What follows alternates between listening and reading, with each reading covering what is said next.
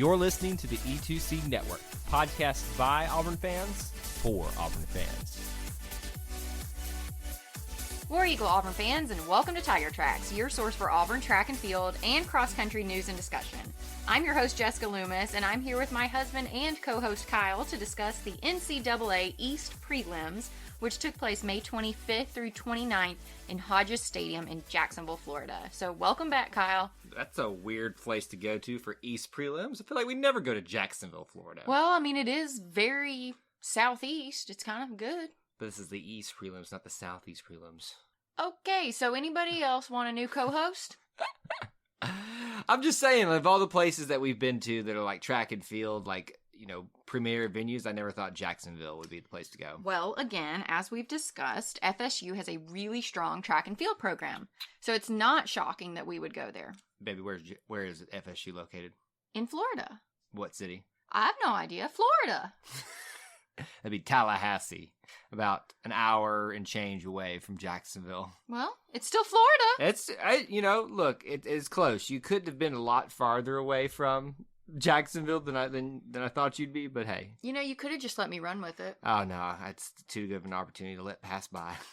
Well, speaking of opportunities, do you want to talk about some highlights for some great opportunities for our actual athletes that competed? Yeah, I would love to do that. And just as a kind of preface for us, obviously we'll talk about highlights, and then we're going to talk about the qualifiers for people that are moving on into the NCAA championships, as well as the full meet itself. But for your highlights, we, of course, are headlining with Joyce Camelli, who won both of her heats in a 3,000-meter steeplechase. You heard me right. 3,000-meter steeplechase. Jessica has got a migraine right now. Because Kyle said this sentence wrong. She did not run the steeplechase twice. I was getting there.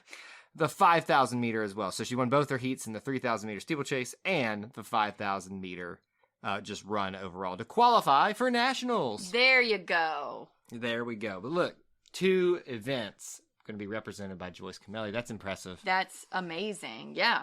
And her 5,000-meter time was the second fastest in Auburn history. You know, she'll get the fastest one in Auburn history at actual championships. Nationals. That's what I feel like's coming. Okay. Presley Weems, also for our lady distance runners, broke the Auburn school record for the 1,500-meter run. Weems' time of 4 minutes 12.52 seconds beat Joyce Camelli's record set back on April 9th of this year. Yeah. So Presley has continued to progress in her level of competition. Like, she is just kind of, I'll be honest, kind of come out of left field for me. Like, I knew she was one of our mainstays. She has, and like has just like taken it up to a next level, which is really, really, really impressive. Definitely. So moving on to the men, we had Malik Medavir. He won his heat in the 400-meter hurdles, which automatically qualifies him for nationals. And then Kylie Carter won the NCAA East Prelims in the Javelin with a throw of 56.01 meters, which obviously automatically qualifies her for nationals. So those are like the major highlights, like big things that happened. Of those, Jessica, which one's most surprising for you?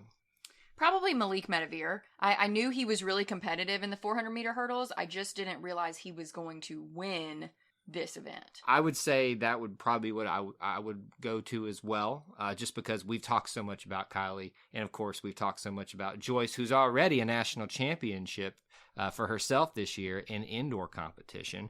You know, I think Presley Weems is a bit of I won't say a surprise, but like, just like we knew she was that slow burn throughout like, the whole season. She has just constantly progressed and gotten better, and it's just been really nice. So not shocking, but if you had talked about Presley Weems at the beginning of outdoor, I don't know that we would have expected her to go to nationals. Very pleasant surprise. The best way I can say it, even though it's probably not a surprise. Right. So just moving on, let's talk about everybody that did qualify to move on to outdoor championships. So we did have a lot of competitors here that went to the East Prelims, but we did have 11 competitors that qualified for nationals with 12 events. So Joyce Camelli is actually the only one that qualified in 2 different events. Like Kyle said, the 3,000-meter steeplechase and the 5,000-meter run. Obviously, Presley Weems qualified in the 1,500-meter. Ashley Carter and Kylie Carter. No relation that we know of. Right. Both qualified in the Javelin. Natasha Jordan qualified in the heptathlon. Maddie Malone qualified in the hammer throw, Cade Antonucci in the javelin, Eric Brown in the 800 meter, Niles Fisher in the javelin, Malik Medavir in the 400 meter hurdles, and Alex Spyridonidis in the decathlon. So 4 competitors qualified in javelin. So I'd say our javelin coach is pretty top notch. Well, it's just throws in general. And we've been talking a lot about the ladies throwing team forever and how good they've been doing. But now the guys have really stepped it up as well. Like Niles, I came, 2 or 3 meets into the outdoor competition season and just blew the competition out of the water from the very get-go. So to have him and Ashley and Kylie complimenting each other, obviously on the men and women's side, has been nothing short of just amazing to watch Auburn be dominant in something across the board. Because we've been talking a lot about Arkansas, Oregon, teams like that, Texas, Florida State, teams like that, really setting their mark and controlling the competition in some areas. But Auburn has now made its case for itself to be one of the best. If not, we'll find out next week, I guess, or in the next coming weeks, the best javelin team in the nation. Yeah, definitely.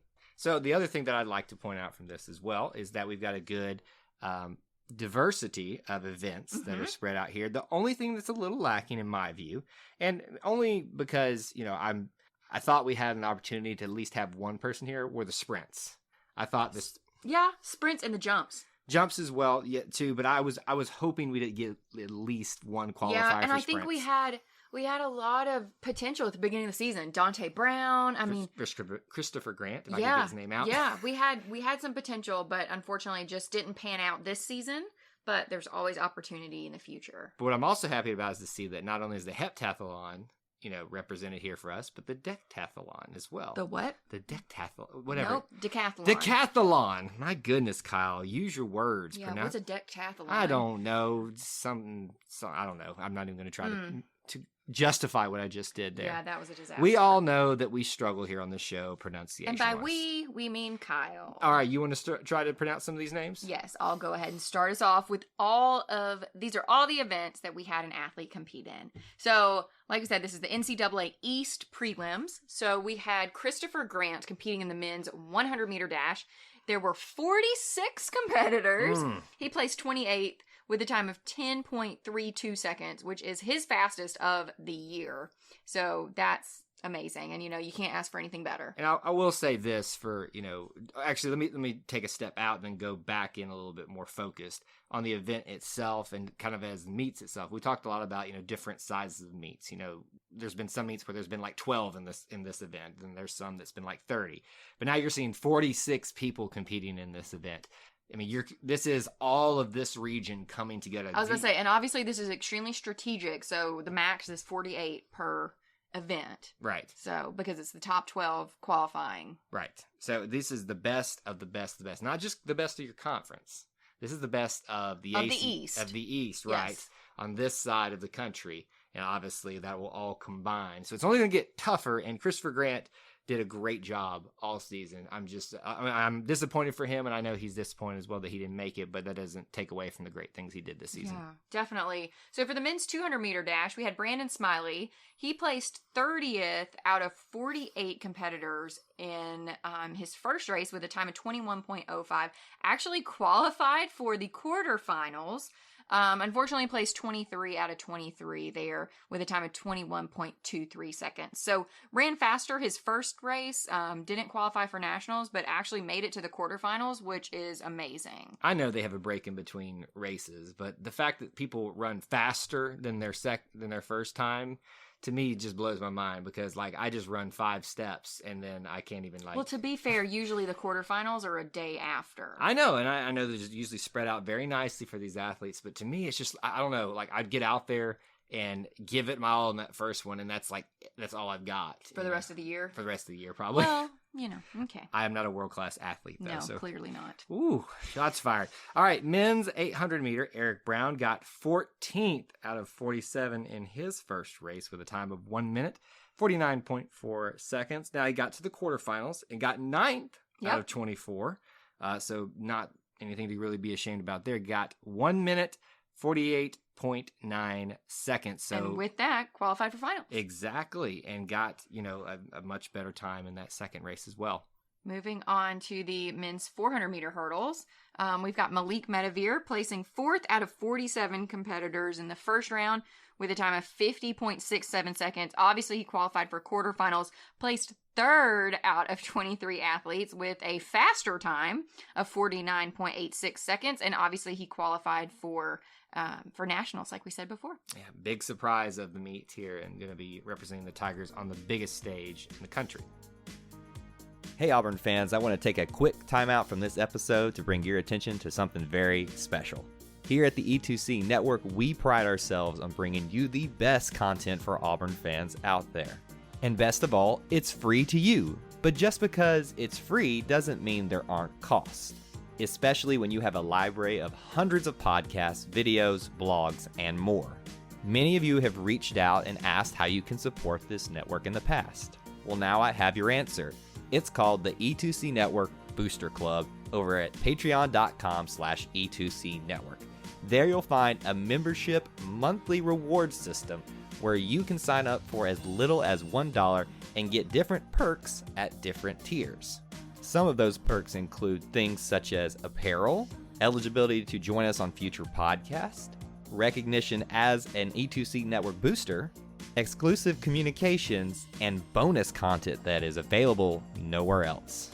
If you love this network and want to help us keep producing podcasts like this one, please head on over to patreon.com/E2C Network to join the E2C Network Booster Club. You can also get there by going to our website, e2cnetwork.com/support. Whether you decide to join or not, we are still so appreciative that you would support us by just listening and being here, because each and every one of you is part of our E2C Network family. Well, that's it. Timeout's over. Let's get back into the episode. Let's talk about high jumps for the men. We got Dontavius Hill, 21 out of 43 competitors, all jumping away. He had a jump of 2.11 meters, and that kind of meets actually his lowest of the season thus far. But still, the fact that he at least kind of met the lowest part of that, didn't go below that, that's a good sign there. We also had TJ Funchess, who got 41st out of the 43 competitors with a jump of 2.06 meters. And then the shot put now, we're in the throwing events for the man. Adam Strauss, 16 out of 44 competitors, a throw of 18.46 meters. So moving on to the men's hammer throw, we had Eric Ebel placing 21st out of 47 athletes with a throw of 62.83 meters, and then Kyle Moisen placing 26th with a throw of 61.46 meters. Now, finally for the men, we had 2 competitors in the javelin, the 2 that qualified for nationals. So 48 competitors. Niles Fisher placed 5th out of 48 with a throw of 73.59 meters, which shockingly isn't even his best of the season. So looking forward to seeing him on the national stage. And then Cade Antonucci with not his best either, but with a throw of 71.78 meters. So both men threw kind of right in the middle towards the top of their best throw of the season, but I think they've got a little bit more for nationals to even do better. So look at Cade's best throw of the season is just underneath Niles. Yeah. Or actually what he did in this meet. So that kind of gives you an idea of what both are capable of here. You know, this could be a situation where it's probably a little bit of an outside chance here. We might get 2 placements on the first and second, third for the men. It's a possibility. I mean, we're going to be going up against the best of the West too, over there with the 2 of them. So when Basically, you're going to be going up against the best of the best across the entire country. There you so go. There's an opportunity here, and I'll be honest, I was a little bit shocked that Cade was going to make it. So another nice surprise. Impressed. Yeah, definitely. All right, let's talk about the 1,500 meter run for the women. We're in the women's events now. We already talked about it. Presley Weems, no shock there now. It's because we've gotten used to talking about the great things that she's done. 4th out of 46 competitors in her first run with a time of 4 minutes, 16.3 seconds. Followed that up, got one better, 3rd out of the 23 in the quarterfinals with a run of 4 minutes, 12.5 seconds. 4 seconds, almost 4 seconds slower than she did in the actual initial race. You mean faster? Faster, excuse me. I meant that the other way around. All right, we've got also the steeplechase, which you've already talked about. Joyce Camelli, 2nd out of 47. The fact that 47 people ran that race, that's just who are you? The same people that do the 400-meter hurdles, idiots. I would much rather do the 400-meter hurdles than I'd rather do the 3,000. Jump over a hurdle into water and keep running. And run long distance. That's just awful. 2nd out of 47 with a time of 9 minutes, 50.5 seconds. So moving on to the women's 400-meter hurdles, somebody that's not an idiot is Tyler Colbert. She placed 42nd out of 47 competitors with a time of 61.75 seconds. Women's high jump was a big competition for Auburn. Yes. They had 4 competitors from Auburn, and 3 of them jumped to the exact same height. And so you talked about earlier that, we wish we had some jumps in there. It wasn't from lack of trying here. Right. Yeah, that's true. So we had Natasha Jordan, again, placing 18th out of 48 with a jump of 1.72 meters. Caroline Lawrence, same placement, 18th, same jump, 1.72 meters. Zatoria Thompson placed 38th with the same jump, 1.72 meters. And then finally, Kamaya Dindy placing 41st with 1.67 meters. So all of these women were right there together. And as a reminder, even though they got the same height, they did. Natasha and Caroline did it in less tries than Zatoria Cleared did. it more times. Cleared it more times. Excuse me, I had that right. Go. I had to go to. You had it wrong. Go to the referee's booth there to clarify that. Bless your sweetheart. Look, Kamaya just said, you know what? I'm tired of everybody doing 1.72. I'm just going to do my own thing at 1.67. All right, now let's talk about some more throwing things. We've got the women's shot put first up. Tori McKinley, 35 out of 45 competitors with her throw of 15.3 meters. Not her best on the season, but not a bad showing whatsoever. Followed by Mara Hewalt, 38th out of 45 competitors with a throw of 15.16 meters.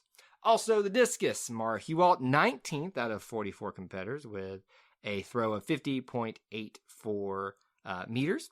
We also had Jocelyn Bugwood, 34 out of 44 competitors, 48.76 meters for her. So moving on to Kyle's 2 favorite events, which unfortunately I'm stealing from him tonight. That's fine. Women's hammer throw. Maddie Malone, obviously a qualifier like we talked about. She placed 9th out of 46 competitors with a throw of 64.52 meters. Actually not even her best this season. So really excited to see her in nationals. I think she's got a lot of potential to score really high. And then finally, the women's javelin. Again, 4 Auburn athletes, 2 that qualified for nationals. So 50-50. I'm loving these odds. So Kylie Carter won the whole thing, 47 competitors. 56.01 meters was her greatest, or her best throw. Again, not her best of the season, which is amazing that she won the whole thing and it wasn't even her best of the season. So really, really think that she's got a potential to win the whole thing at nationals. Ashley Carter placed 11th with a throw of 50.4 meters. Again, not even her best. And so if she had thrown her best, she would have been top 5 of this competition. Yeah. So really excited to see Ashley compete at nationals as well. Then we had Shania Hawley placing 20th with her season best of 47.78 meters. Followed by Kiera McCarroll placing 25th with a throw of 47.28 meters. Yeah, a little bit surprising that Shania was able to, jump over Kiera, because we've seen her right behind Kylie and Ashley all season. So great showing for her on one of the biggest stages that she's seen all season. Sad for Kiera, because I kind of hoped on an outside chance we might get to send 3 to nationals. I know I'm kind of asking for a little too much. You are a pipe dreamer. Well, but we are really proud of all 4 of the javelin throwers. Well, all 6, I should say, because the men too. But I think overall this was a really positive meet for Auburn. Jessica, I'm going to put us on the spot here. I want to know, who do you think finishes in the top 3 of their events at nationals? Kylie Carter, Presley Weems. Presley? Wow. I'm shocked. I definitely think Presley Weems will be top 3.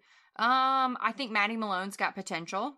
I think Malik Medavir's got potential. I mean, I think they all have potential to score really high. And obviously, I think Joyce Camelli's got potential. I think with Joyce, my only concern is that, she's had a couple injuries, with her knees and everything. When's it going to wear out? Or when's something going to not go as well? Or... And the fact that she's in 2 major distance events, you just don't know. So. Right.